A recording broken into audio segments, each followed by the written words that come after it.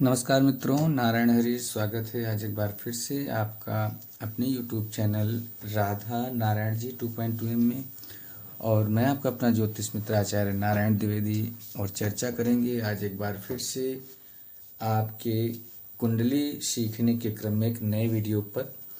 और इसमें विशेष यह बात रहेगी कि जो कि हेडलाइन है आज की, कुंडली विवेचना।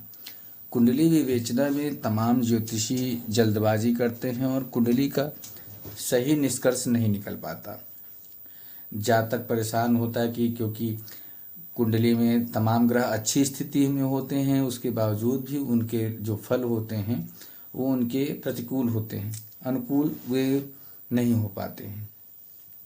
तो क्या कारण है कुंडली में उन ग्रहों का सही फल ना देना, और कुंडली विवेचन में किन सब चीज़ों को बहुत ढंग से देखने की ज़रूरत है, तो उसी विषय में क्रम में करेंगे कि कुंडली को देखने से पहले किन चीज़ों का विशेष हमें ध्यान रखना है। क्योंकि कुंडली आप लगभग चीज़ों को जान ही चुके हैं, लेकिन किस क्रम में कुंडली पर किन किन चीज़ों पर दृष्टिपात करके तब हम कुंडली का फलादेश करें, तब जातक को चीज़ें समझ में आएंगी और उनकी चीज़ें सटीक 100% ठीक भी होंगी और उनका फलादेश भी सही हो पाएगा।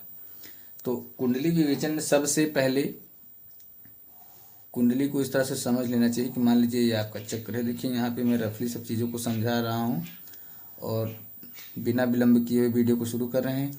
लेकिन उससे पहले आप सबसे निवेदन कि यदि आप चैनल पर नए हैं तो चैनल को सब्सक्राइब जरूर कर लें, बेल आइकन को ऑन कर लें, ताकि जब भी कोई वीडियो अपलोड हो तो सबसे पहला नोटिफिकेशन आप तक पहुँचे।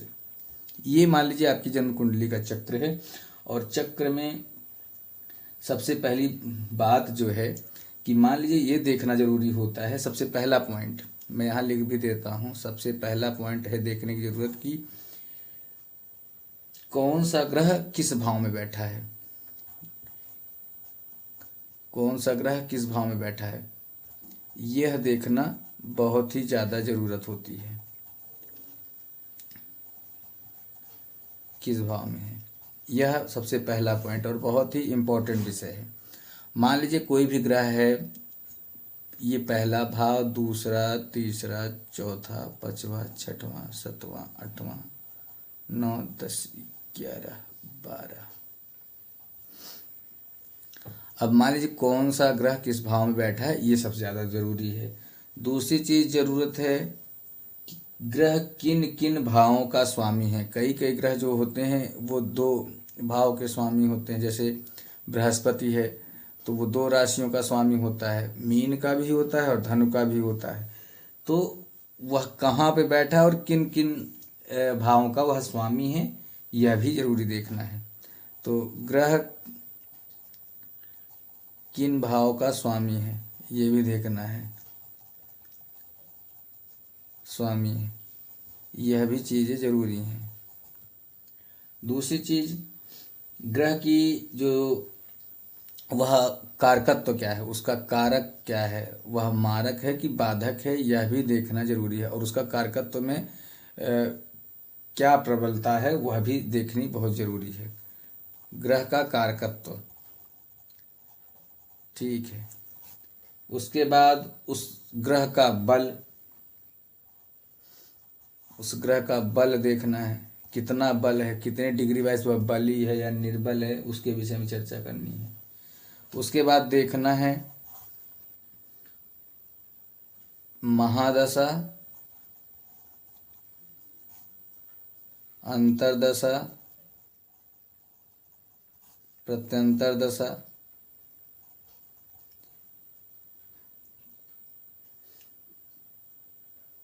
ये सब चीज़ें देखना बहुत ज़रूरी है। ये कब आएंगी यह कुंडली में देखना ज़रूरी है।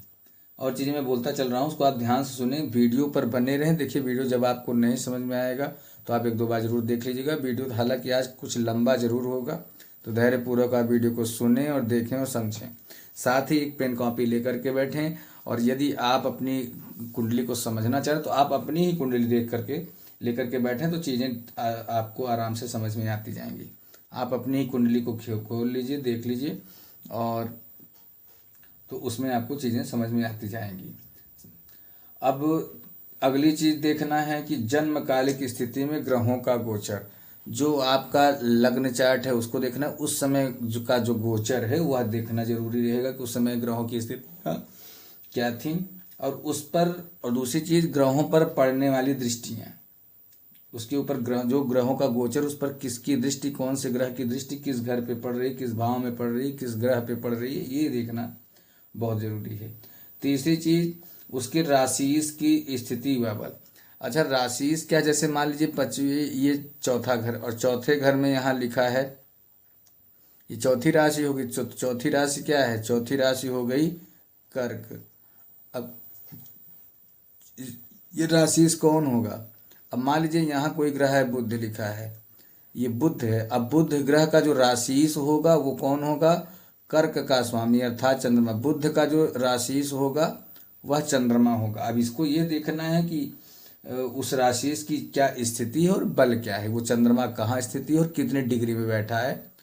अब उन सब विषयों पे देखना है, क्योंकि कुंडली ये वैदिक कुंडली है, वैदिक ज्योतिष है, और इसको बहुत सामान्य ढंग से आप इसको नहीं बता सकते तमाम, क्योंकि मैं देखता हूँ ऐप हैं उसमें वो सेकंडों में जवाब चाहते हैं, तो सेकंडों में जवाब नहीं मिल सकता है किसी भी कीमत पर। यदि कोई बता रहा है तो आपको सीधा सीधा वो ठग रहा है या झूठ बोल रहा है, या वो अपने मन से ऐसे मनगढ़ंत बातें बता रहा है, जिसमें से वो 10 बातें बता रहा है तो 2-4 बातें सही भी हो रही हैं, या फिर अनुभव पे हो सकता है उसकी 10 बातें सही हो जाएं, ये कहने की बात नहीं है, लेकिन वह एक सिद्धांत के विरोध में है, वो सिद्धांतिक नहीं है। और ये कुंडली देखने का जो विषय ये 100% सही है और पूरी वैज्ञानिक पद्धति से ये है।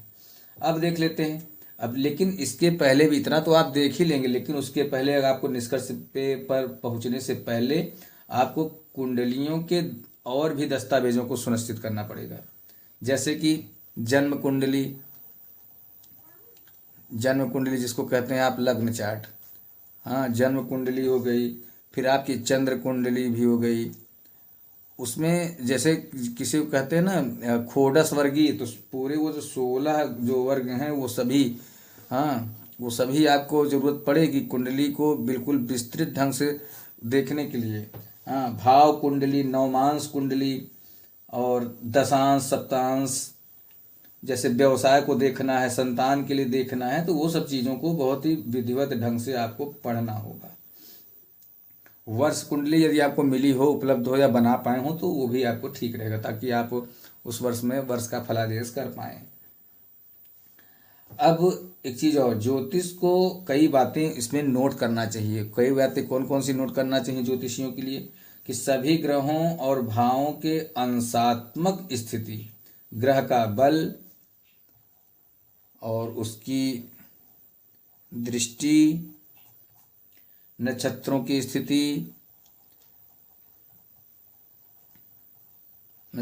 स्थिति, साथ ही ताजिक दृष्टि आदि को ये सब जांचना बहुत जरूरी है, तभी वह चीज़ों को सफल ढंग से उसका प्रदर्शन कर पाएंगे आप।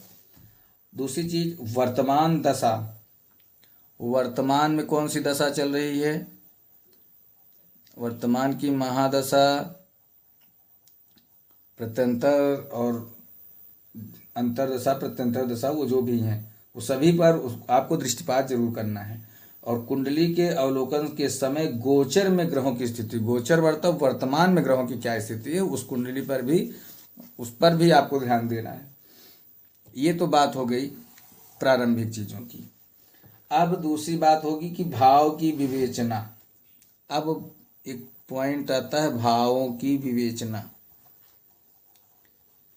कुंडली है, जैसे ये कुंडली है तो सभी कुंडलियों में ये भाव बने हुए हैं, पहला, दूसरा, तीसरा, चौथा, 12 भाव। अब हर भाव की अलग अलग विवेचना, पहला भाव, चौथा भाव, जो भी भाव हैं उनको देखना है कि यह भाव दर्शा क्या रहा है। इस बिल्कुल भाव पे, जैसे मैंने पीछे वीडियो में बताया भी है कि कौन सा भाव क्या दर्शाता है और इस भाव में कौन सा ग्रह बैठा है। जैसे मान लीजिए पहला भाव है जो है ये तन भाव है, तो ये यहाँ पे मान लीजिए बृहस्पति बैठा है, तो ये बृहस्पति से इस ग्रह में भाव में क्या संबंध है, और उस भाव पर उसमें बैठे ग्रहों पर पड़ने वाली दृष्टियाँ। मान लीजिए कोई ग्रह यहाँ पे बैठ गया है, चंद्रमा बैठ गया है, तो यहाँ बृहस्पति बैठा, तो चंद्रमा की जो दृष्टि है, सातवीं दृष्टि यहाँ पड़ रही है, तो इसका क्या फल है, इस पर भी ध्यान देना है। और एक चीज़ और है कि क्या भाव का स्वामी अर्थात भावेश लग्न से सुस्थिति है, मतलब लग्न ये है।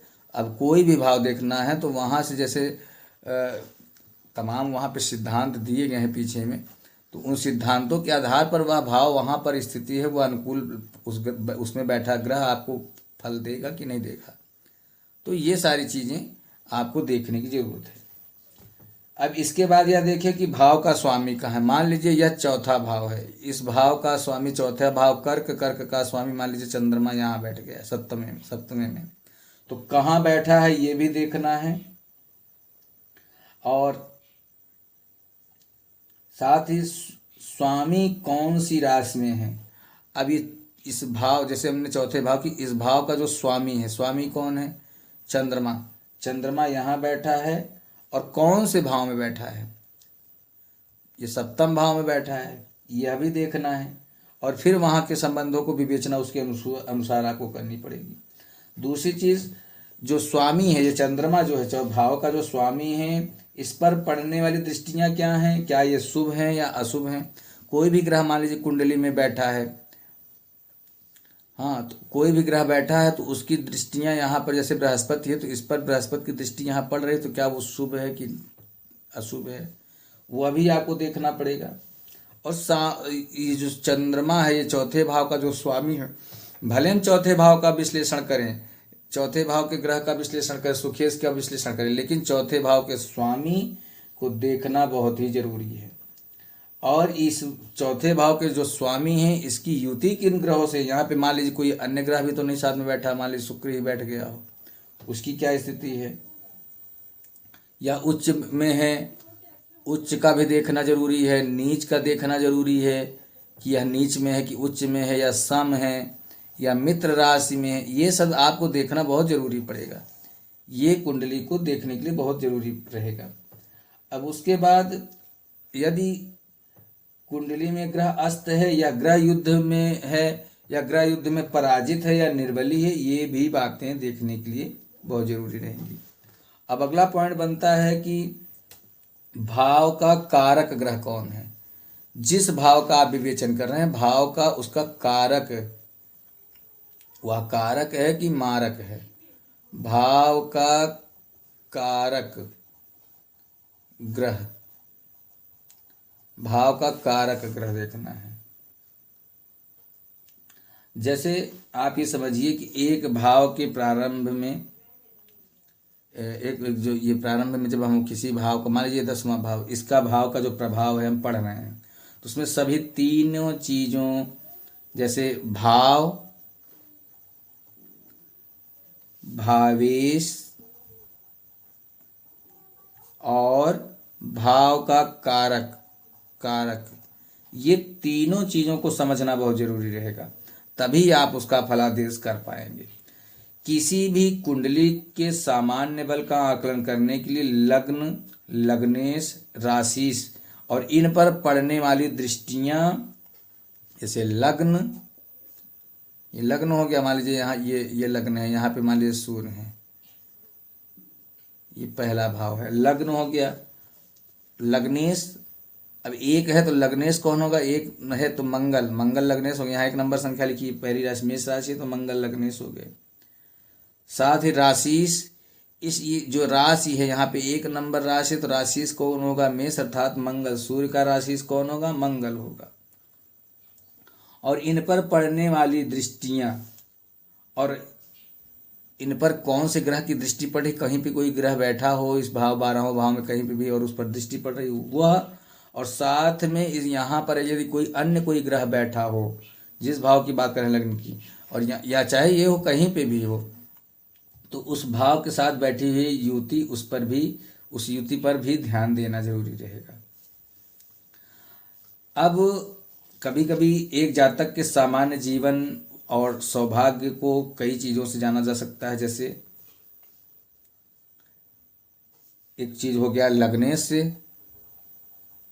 देखिए मैं कई फंडा आपको बता दे रहा हूँ, कई जो सारी चीज़ें हैं इनसे आप बहुत आसानी से कुंडली को देख पाएंगे। आप लग्नेश से भी देख सकते हैं, नवांश कुंडली से भी देख सकते हैं। नवांश कुंडली आप ले लीजिए, नवांश कुंडली का लग्नेश, लग्न कुंडली का लग्नेश, नवांश कुंडली का लग्नेश, और जन्म तारा। अभी बता दे रहे हैं जन्म तारा कैसे निकालते हैं, उसके विषय में भी चर्चा करें। जन्म तारा और इनके राशि जो जो भी देख रहे हैं, चाहे वो लग्न हो, चाहे नवांश लग्नेश हो, चाहे जन्म तारा हो, और इन सभी के राशिस, इनके जो राशिस हैं, राशियों का जो स्वामी हैं, उनके विषय में। अब जन्म तारा क्या है, जन्म तारा के विषय में समझ लेते हैं। जन्म तारा उस नक्षत्र का स्वामी ग्रह होता है जिसमें कुंडली का लग्न या चंद्रमा बैठा हो। जन्म तारा क्या है, मान लीजिए लग्न क्या है, मेष लग्न है और मंगल यहाँ बैठ गए हैं। अगर कुंडली का लग्न या चंद्रमा बैठा हो, या चंद्रमा मान लीजिए बैठ गया हो, यहाँ चंद्रमा बैठ गया हो, इन दोनों में से जो बली होता है उसको जन्म तारा के रूप में विचार किया जा सकता है। अब चाहे मंगल मजबूत हो, चाहे चंद्रमा मजबूत हो, जो भी ज़्यादा बली होगा उसी को जन्म तारा कहा जाएगा। और यदि आधारभूत रूप में कहें तो लग्नेश और चंद्रमा के बल की तुलना उनके खड़ बल के आधार पर आपको करना चाहिए। अगर खड़ बल में आप देख लीजिए, जो भी मजबूत होगा या बली होगा उसी को जन्म तारा कहेंगे। ठीक है। अब लेकिन सामान्य भाषा में जो वर्गोत्तम होगा वही, जो उच्च का हो, स्वक्षेत्री हो, लग्नेश की स्वक्षेत्री हो, उच्च का हो, वर्गोत्तम हो, वो बलि माना जाएगा। सामान्य ढंग से आप देख लें तो जन्म तारा निकल आएगा। अब किसी भी कुंडली के बल के 4 निर्णायक, लग्नेश, नवांश के लग्नेश, जन्म तारा और राशि की स्थिति, स्तर और बल को देखें। अब इतना तो चाहिए, इनकी क्या स्थितियां हैं और इनका बल भी देखें, और किस स्तर में ये हैं, स्तर को भी जांच लें। ये जब तीनों चीज़ों को जांच लेंगे तो अपने आप आपका जन्म तारा क्लियर हो जाएगा। अब बात करें यदि राशि की, तो मान लीजिए कोई जब ग्रह है, मान लीजिए कोई ग्रह, ये आपका मैं फिर से लग्न चार्ट बना लेता हूँ यहाँ छोटा सा। जैसे कोई ग्रह है, मान लीजिए 4 नंबर संख्या लिखी, 4, 5, और यहाँ पर कोई ग्रह बैठ गया बुध मान लीजिए, तो उस राशि का स्वामी उस ग्रह का, अब इस राशि का स्वामी कौन है, ये 4 नंबर संख्या लिखी तो चंद्रमा स्वामी हुआ, और ये बुध का राशि कौन होगा, चंद्रमा हो जाएगा। बात समझ में आ गई। अब ऐसे ही इसे समझा जाएगा। यदि किसी राशि में निर्बल ग्रह बैठा है तो राशि बली हो तो निर्बल ग्रह को बल मिलता है। राशि अगर बली है तो कभी मान लीजिए बुध, जैसे कभी कभी कोई ग्रह किसी भाव में बैठा है, मान लीजिए यहाँ बुध बैठा है 4, 5, 6, 7, 8, 4, 5, 6, 7, 8, 9, 10, यहाँ पे मान लीजिए मकर में बुध बैठ गया। अब मकर, अगर मान लीजिए यहाँ पे बुध कमजोर है और आपका राशि कहीं पे है डिग्री वाइज मजबूत है, तो वह बुध को बल देगा। वो अच्छा देगा बुरा देगा अलग विषय है, लेकिन अगर मजबूत होगा तो, अगर पापी ग्रह है तो पाप ग्रह है, अशुभ है तो अशुभ परिणाम देगा, शुभ है तो शुभ परिणाम देगा। वो सब चीज़ें समझने की हैं। तो अगर जैसे बृहस्पति 9वें भाव में तुला राशि में योग कारक शुक्र के साथ परिवर्तन योग में है, तो शुक्र का परिणाम बढ़िया होंगे। लेकिन यदि वही बृहस्पति यदि मकर राशि में नीच में बैठ जाए तो शुक्र के कम और बढ़िया परिणाम होंगे। ठीक है, कम बढ़िया होंगे, अच्छे नहीं होंगे, बहुत बुरे नहीं होंगे लेकिन अच्छे नहीं होंगे। जैसे ये मैंने बताया। अब जैसे यहाँ मकर है तो शनि बैठ गया, शनि के घर में बैठ गया। अब शनि यदि मजबूत होगा तो चूंकि शनि बुध जो है सम है, तो शनि मजबूत होगा और बुध कहीं कमजोर है तो इनको जरूर बल मिलेगा। और सप्तम भाव में है तो ठीक ही ठीक इनको परिणाम मिलने का होगा। दूसरी चीज, एक और चीज होता है भावत भावम सिद्धांत। ये बहुत ही इम्पोर्टेंट टॉपिक होता है और इस पे मैंने वीडियो बनाया भी था पीछे, आप देख सकते हैं। भावत भावम सिद्धांत, जब भी आप कुंडली विवेचन करते हैं तो आपको भावत भावम सिद्धांत के भी विषय में बहुत ही ज़्यादा जरूरी रहना पड़ेगा।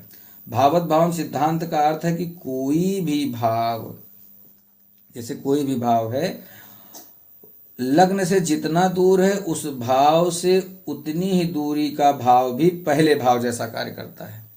जैसे समझिए यह भावत भाव क्या है। अब यहाँ से मान लीजिए पहले से पहला, पहले से पहला, अब पहला घर जो है तो इसको भी मान सकते हैं कि पहला से पहला, पहले से पचवा, मान लीजिए पचवे घर का, मान लीजिए हम पचवे घर का विश्लेषण कर रहे हैं, संतान और विद्या पचवा भाव है, तो पचवे से पचवा, 1 2 3 4 5। अब यहाँ जब देखेंगे 1 2 3 4 5, जब ये देखेंगे तो पचवे से पचवा, तो इसी की तरह यह भी भाव बन जाएगा और इसका भी वहाँ पे परिणाम हमें देखना पड़ेगा।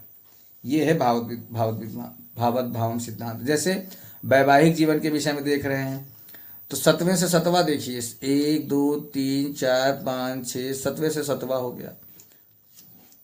तो अब इसी के अनुरूप यह भी भाव कार्य करेगा। जैसे मान लीजिए 10वां भाव देखना है आपको अपने कार्य के विषय में, तो 10वें से 10वां, 1 2 3 4 5 6 7 8 9 10, तो आपको यहाँ भी देखना पड़ेगा। और ये 10वां भाव भी, 10वां भाव 10वें के अनुरूप ही कार्य करेगा, 7वां भी 10वें के अनुरूप कार्य करेगा। ये भावत भाव सिद्धांत है और इसके अनुसार भी आपको यहाँ पे देखने की जरूरत पड़ेगी। एक चीज और है, जैसे कुंडली में केंद्राधिपति, ये केंद्राधिपति जो होता है, केंद्राधिपति एक दोष होता है। केंद्राधिपति दोष के विषय में आपकी कुंडली में कहीं ये तो नहीं है केंद्राधिपति दोष। जैसे ये 4 केंद्र है, 1 2 3 4, ये 4 केंद्र, यहाँ पे मान लीजिए ये कुंडली, मान लीजिए कि यहाँ पे ये 9 धनु है और यहाँ पे गुरु बैठ गया। ये मानने की बात है, कुंडली कुछ भी हो, मान लीजिए यहाँ 9 नंबर संख्या लिखी और गुरु बैठा है। अब इस गुरु, या अब आपको लग रहा है कि गुरु बैठ गया है 7वें भाव में तो बहुत अच्छा परिणाम देगा, लेकिन नहीं, इसको क्या लगेगा, ये जो शुभ ग्रह हैं इनको, अच्छा देखिए कारण क्या है कि महर्षि पराशर के अनुसार नैसर्गिक शुभ ग्रह केंद्र के स्वामी होकर शुभ परिणाम नहीं देते हैं, क्योंकि इस दोष के होने से पीड़ित हो जाते हैं। यहाँ पे बृहस्पति क्या हो गया, पीड़ित हो गया। बृहस्पति शुक्र शुभ ग्रहों से संबंधित, बुध और शुक्ल पक्ष का चंद्रमा नैसर्गिक शुभ ग्रह है, इसलिए केंद्राधिपति होने पर ये केंद्राधिपति दोष से पीड़ित होते हैं, लेकिन अशुभ स्वभाव के हो जाते हैं। जब पीड़ित होंगे तो जो शुभ स्वभाव होगा इनका स्वभाव अशुभ होगा, चाहे ये खडबली ही क्यों ना हो, चाहे कितने भी मजबूत होंगे, लेकिन ये केंद्राधिपति दोष इनको लग जाएगा। लेकिन यहीं कहीं ये अस्त हों तो केंद्राधिपति दोष नहीं लगता है। साथ ही चाहे ये ग्रह कटबली हो तो भी नुकसान देंगे। बृहस्पति सबसे अधिक अशुभ हो जाता है। बृहस्पति चूंकि बहुत अच्छा ग्रह होता है, बहुत शुभ ग्रह होता है, लेकिन वह जब केंद्राधिपति दोष में आता है, यहाँ पे हो गया, तो वो बहुत ही ज़्यादा अशुभ हो जाता है। इसको समझना पड़ेगा। साथ ही मेष, तुला और मकर के लिए चंद्रमा को केंद्राधिपति दोष लगता है, लेकिन यह अधिक अशुभ प्रभाव देने में सक्षम नहीं होता। चंद्रमा को लगेगा लेकिन वो अधिक दोष, अधिक पीड़ित होगा, लेकिन अधिक आपको अशुभ परिणाम नहीं देगा। तो चंद्रमा, लेकिन सबसे अधिक कौन है, क्योंकि सबसे अधिक शुभ कौन है, सबसे अधिक शुभ है बृहस्पति, लेकिन जितना अशुभ है वो केंद्राधिपति दोष लगने पे उतना ही अधिक वह अशुभ हो जाएगा। इतना मोटा मोटा इसको समझने की बात है। बाधक, कोई भी कुंडली में चर, स्थिर और द्विस्वभाव लगने के लिए क्रमशः 11वां,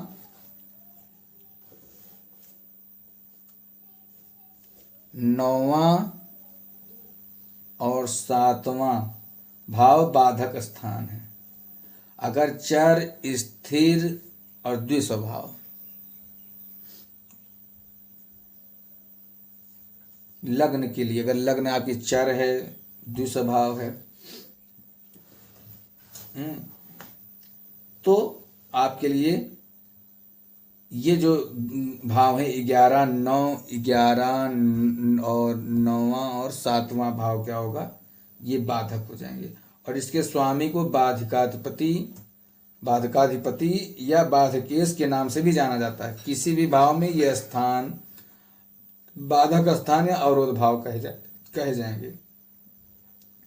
अब ऐसी स्थिति में बाधक स्थान और इसका स्वामी बाधक व बाधकेश के रूप में कार्य करता है, ये समझ लीजिए।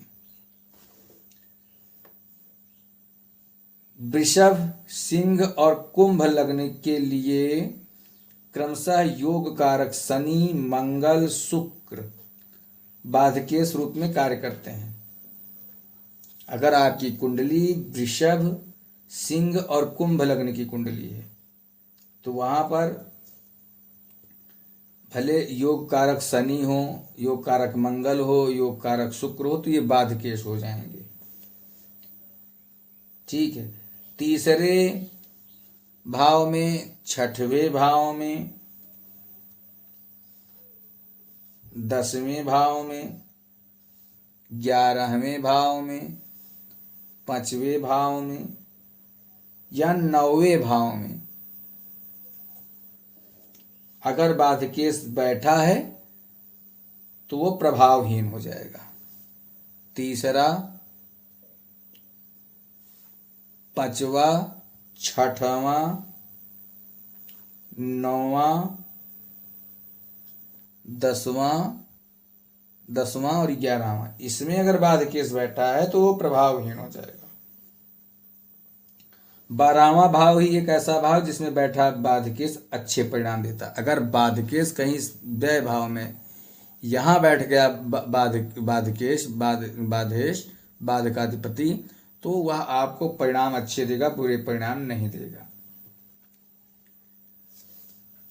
और एक चीज देखने की बात है, कुछ योग भी कुंडली के फलादेश करने से पहले आपको देखने हैं कि कुंडली में कौन सा योग है। वैसे तो ज्योतिष में हमारे बहुत सारे योग हैं, करीब सैकड़ों योग माने गए हैं, लेकिन उसमें जैसे पंच महापुरुष योग, बृहस्पति, शुक्र, शनि, बुध और मंगल लग्न से केंद्र में 7 स्वक्षेत्री हो या उच्च के हो तो है ना, जैसे भाई पंच महापुरुष योग में कोई भी ग्रह केंद्र में बैठ गए हों लग्न से, तो सुक्षेत्री है या उच्च के हो तो पंच महापुरुष योग बनता है। इनमें से कोई भी ग्रह, साथ ही 28 महायोग हैं, उनमें से कोई योग तो आपकी कुंडली में नहीं है, आपको अपनी कुंडली देखना पड़ेगा।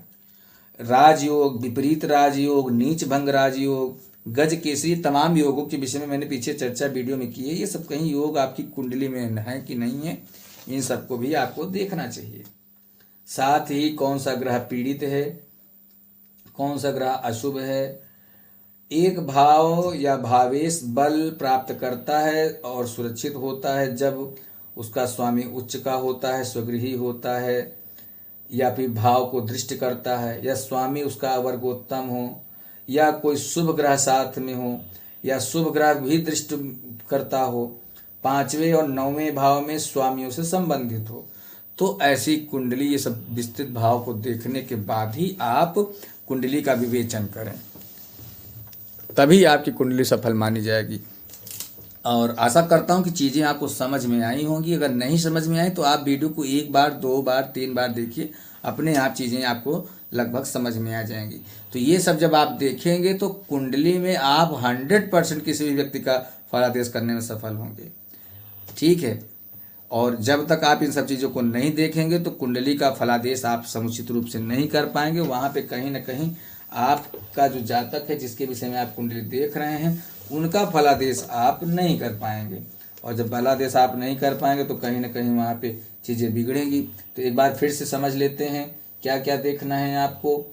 सबसे पहले देखना क्या है कि ग्रहों को समझने के लिए घटकों का विचार करना, कुंडलियों के दस्तावेजों को देखिए, भावों की विवेचना, जन्म तारा, राशिस देखना है, भावत भावम का सिद्धांत भी आपको समझना है, केंद्राधिपति दोष को भी देखना है, बाधक और साथ में योगों के विषय में भी देखना है। एक चीज और है, उपचय स्थान, जैसे तीसरा, छठवां, 10वां और 11वां भाव उपचय स्थान है। तीसरा, छठवां, 10वां और 11वां भाव ये उपचय स्थान के रूप में जाने जाते हैं। ये उन्नति और विस्तार का भाव है। यहाँ पे जैसे ये है, ये आपका पराक्रम हो गया, ये 10वां आपका कार्य व्यवसाय, वो 6वां नौकरी का स्थान हो गया, लाभेश हो गया, ये धनेश हो गया। तो ये जो भाव हैं ये क्या करते हैं, आपको उन्नति के विस्तार के विषय में करते हैं। ये भाव समृद्धि कमाने और संचय करने में जातक की सहायता करते हैं। शुभ ग्रह सरलता से धन कमाने में सहायता करते हैं, जबकि अशुभ ग्रह को थोड़ा सा संघर्ष और मेहनत करना पड़ता है।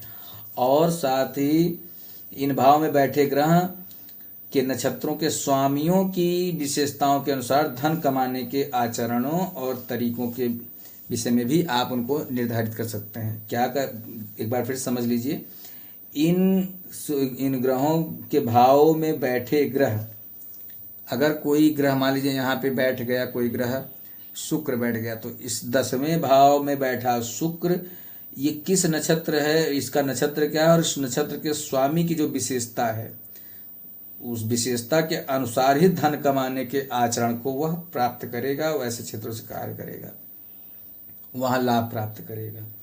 और एक चीज और देखना है, योगों के विषय में तो बता ही दिए, मूल त्रिकोण का भी महत्व आपको देखना होता है कुंडली में। मूल त्रिकोण कौन कौन से हैं यहाँ पे देख लीजिए। या मूल त्रिकोण यह निर्धारित करता है कि एक ग्रह की मूल त्रिकोण राशि में शुभ और अशुभ कौन सा भाव गृहीत है। यदि एक शुभ भाव होता है और मूल त्रिकोण राशि में गिनने पर ग्रह स्वयं भी एक शुभ भाव में बैठा है तो शुभ परिणाम देगा, अन्यथा अशुभ परिणाम होगा। मूल त्रिकोण राशि एक अशुभ भाव में पड़ती है तो इसके स्वामी की स्थिति इसके एक शुभ भाव में होती है, तो यह अशुभ परिणाम देता है। लेकिन यदि स्वामी भी त्रिकोण राशि में अशुभ भाव में बैठता है तो शुभ परिणाम देगा। उदाहरणतः समझ लीजिए कि यदि धनु लग्न की कुंडली है, मान लीजिए एक कुंडली यहाँ छोटी सी बना लेते हैं, ये आपकी धनु लग्न की कुंडली बना लेते हैं, धनु लग्न की कुंडली बन गई। यदि धनु लग्न की कुंडली के लिए 5वें भाव में बैठा नीच का शनि, यहाँ पे शनि मान लीजिए नीच का होगा, शनि मेष 9, 10, 11, 12, 1, यहाँ शनि बैठा, शनि नीच का हो गया तो शुभ परिणाम देगा, क्योंकि यह अशुभ भाव तीसरे से अशुभ स्थान में है। 1, 2, 3 तीसरे से अशुभ स्थान में, तीसरे से तीसरा। यह शनि की मूल त्रिकोण राशि कुंभ लग्न से तीसरे भाव में है। यह शनि की मूल त्रिकोण राशि, शनि की मूल त्रिकोण राशि क्या है, कुंभ है ना। 9, 10, 11, अब ये त्रिकोण राशि हो गया, नहीं त्रिकोण राशि से क्या हो गया, ये त्रिकोण हो गया, त्रिकोण से क्या है 1, 2, 3 तीसरे में है। त्रिकोण राशि इसलिए क्या है, ये मंगल, चूंकि यहाँ पे क्या है गया, ये कुंभ से तीसरे लग्न में बैठा है तो यहाँ पे अशुभ स्थान में है, तो यह परिणाम आपको ठीक देगा। इसी प्रकार मेष लग्न के लिए, अब यहाँ देख लीजिए, इसको समझ लीजिए कुंडली और समझ लीजिए मेष लग्न की कुंडली को। ये मेष लग्न की कुंडली है, यहाँ मान लीजिए 1 नंबर लिखा है। मेष लग्न के लिए वृश्चिक राशि में बैठा मंगल, यहाँ मान लीजिए 1, 2, 3, 4, 5, 6, 7, 8, यहाँ मंगल बैठ गया। वृश्चिक लग्न में बैठा मंगल शुभ फल नहीं देता, क्योंकि यह मूल त्रिकोण राशि से अशुभ 8वें स्थान में है। मूल त्रिकोण क्या है, 1, 2, 3, 4, 5, 8वें स्थान। मूल त्रिकोण क्या है ये, तो मूल त्रिकोण से क्या है 8वें स्थान पर है, अशुभ 8वें स्थान पे। हालांकि अपनी राशि में है, फिर भी यहाँ पे मंगल आपको अशुभ परिणाम ही देगा। ठीक है, मंगल अपने से ही 8वें है तो अशुभ परिणाम देगा। इसका मूल त्रिकोण ये हो गया कि मंगल अपनी ही राशि से बैठा है ना, तो अपनी ही राशि से गिनेंगे। जैसे शनि के लिए गिना था, शनि अपनी मूल त्रिकोण राशि से तीसरे से तीसरे में बैठा था। अब यहाँ पे ये 8वें से 8वें में बैठा, 1 2 3 4 5, तो ये क्या देगा? अशुभ परिणाम देगा। अब यही मंगल यहाँ बैठा होता, भले ही 6वां घर खराब घर, तो यहाँ पे शुभ परिणाम देता है। ये 1 2 3 4 5 6, 6वें में शुभ परिणाम देता है। तो ये आपको देखना है मूल त्रिकोण के विषय में। साथ ही ग्रहों का पीड़ित होना, एक भाव में पीड़ित होता है जब वह कोई भी ग्रह कब पीड़ित हो? जब अशुभ ग्रहों से गृहीत हो, अशुभ ग्रहों से दृष्ट हो, या अशुभ ग्रहों से के स्वामित्व वाला हो, तो ग्रह पीड़ित हो जाता है। तो इस तरह से इन कुंडलियों के विषय में जब आप अपनी कोई भी किसी कुंडली को आप देखेंगे, तो इन सब चीज़ों को आप विस्तृत रूप से इन पर गौर करेंगे, तब आप अपनी कुंडली को बहुत ही सटीक तरीके से उसका फलादेश कर पाएंगे, 100% फलादेश कर पाएंगे, और आप एक अच्छे ज्योतिषी बन पाएंगे। तो आशा करता हूँ वीडियो पसंद आया होगा, और पसंद आया है तो लाइक कर लें, अधिक से अधिक लोगों तक शेयर करें। वीडियो को जब आप शेयर करते हैं तो यूट्यूब वीडियो को और भी लोगों तक प्रेषित करता है, और अन्य लोगों को भी ज्योतिष संबंधित जानकारी मिल पाती है। तो इन शब्दों के साथ वाणी को विराम करेंगे, फिर मिलेंगे अगले वीडियो में। लेकिन चलते चलते आप सबसे निवेदन कि यदि आप किसी भी प्रकार का ज्योतिषी विश्लेषण चाहते हैं तो आप दिए गए नंबरों पर संपर्क कर सकते हैं। तो फिर मिलेंगे, तब तक के लिए सभी मित्रों से श्री राधे।